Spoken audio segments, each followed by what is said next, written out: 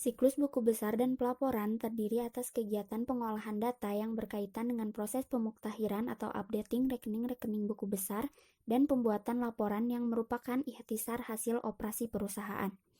Siklus ini menerima informasi dari berbagai sumber, antara lain 1. Informasi tentang transaksi reguler, terdiri dari siklus pendapatan, siklus pengeluaran, sistem produksi, akuntansi biaya, dan sistem penggajian. Yang kedua, informasi tentang kegiatan investasi dan pendanaan, seperti pengeluaran atau penarikan obligasi dan pengeluaran atau penarikan saham dari kepala bagian keuangan.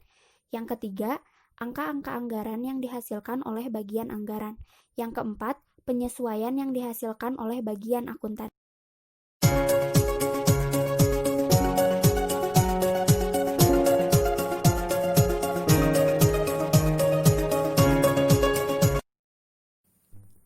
Aktivitas pertama dalam sistem buku besar adalah memperbarui buku besar. Aktivitas pembaruan terdiri dari memasukkan ayat jurnal yang berasal dari dua sumber. Sumber yang pertama, subsistem akuntansi, dan sumber yang kedua, bendahara. Aktivitas kedua dalam sistem buku besar adalah memasukkan berbagai ayat jurnal penyesuaian.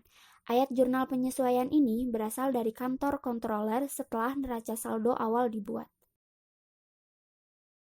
Ada 5 kategori dasar dari ayat jurnal penyesuaian. Yang pertama, akrual, contohnya hutang gaji. Yang kedua, pembayaran di muka, contohnya sewa, bunga, dan asuransi. Yang ketiga, perkiraan, contohnya penyusutan.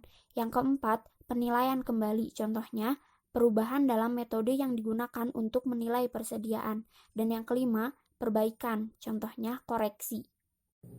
Aktivitas ketiga dalam sistem buku besar dan pelaporan adalah membuat laporan-laporan. Laporan laba rugi dibuat pertama, neraca dibuat setelahnya, laporan arus kas dibuat terakhir. Aktivitas terakhir dalam sistem buku besar dan pelaporan menghasilkan berbagai laporan manajerial. Ada 2 kategori utama dari laporan manajerial itu. Yang pertama, laporan pengendalian buku besar, dan yang kedua, anggaran.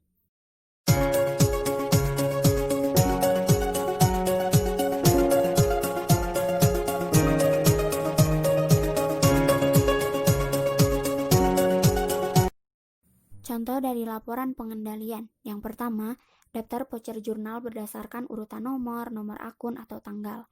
Yang kedua, daftar saldo akun buku besar. Laporan tersebut digunakan untuk memverifikasi akurasi proses memasukkannya buku besar.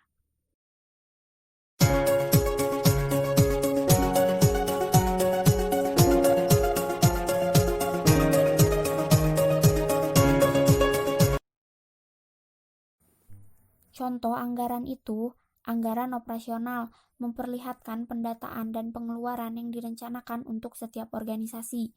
Yang kedua, anggaran pengeluaran modal, masuk dan keluarnya kas proyek.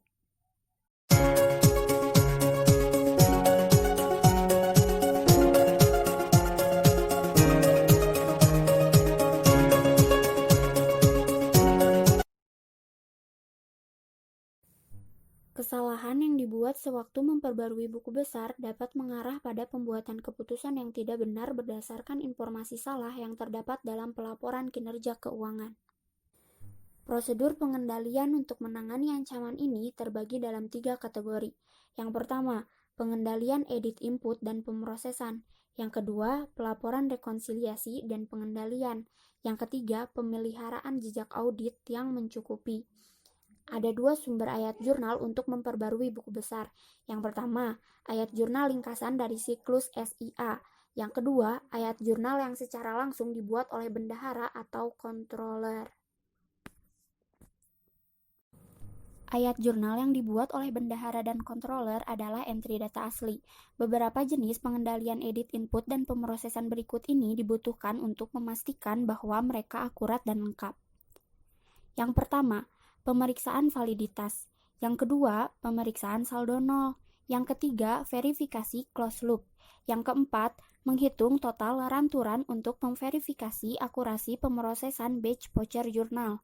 Yang kelima, pemeriksaan field. Yang keenam, uji kelengkapan. Yang ketujuh, membuat file ayat jurnal penyesuaian standar untuk ayat jurnal penyesuaian yang berulang untuk setiap periode.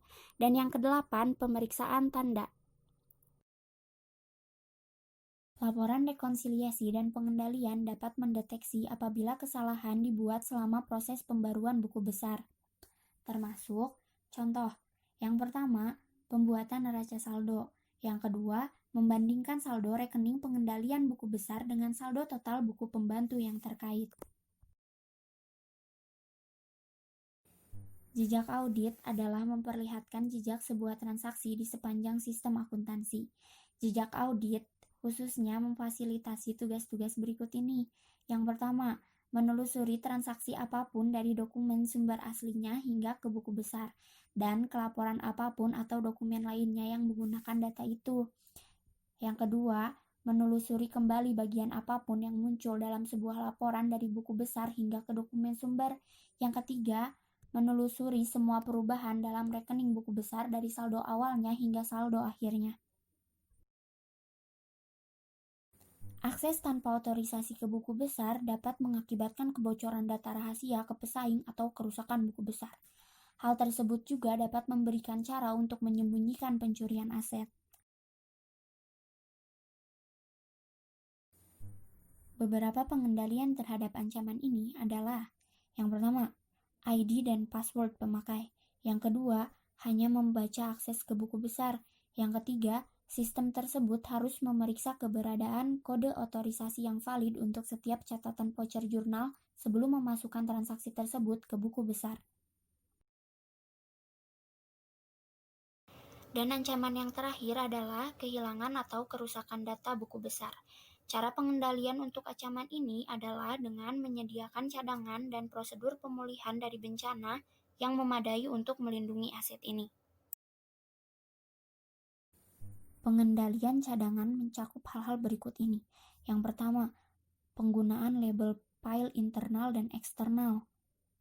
Yang kedua, melakukan pembuatan cadangan buku besar secara rutin.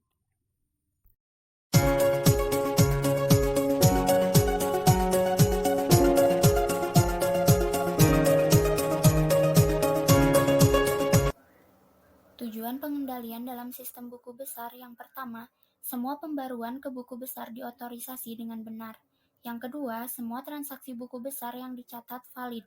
Yang ketiga, semua transaksi buku besar yang valid dan diotorisasi telah dicatat. Yang keempat, semua transaksi buku besar dicatat secara akurat. Yang kelima, data buku besar dijaga dari kehilangan atau pencurian. Dan yang keenam, aktivitas sistem buku besar dilakukan secara efektif dan efisien.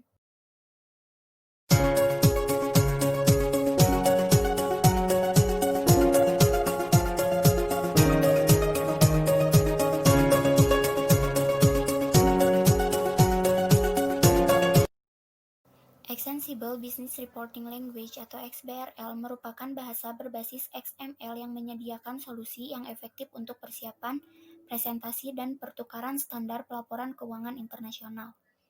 XBRL termasuk ke dalam penyajian data keuangan interaktif.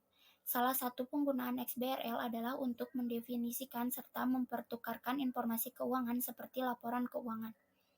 Komunikasi ini ditentukan oleh metadata yang disusun dalam taksonomi.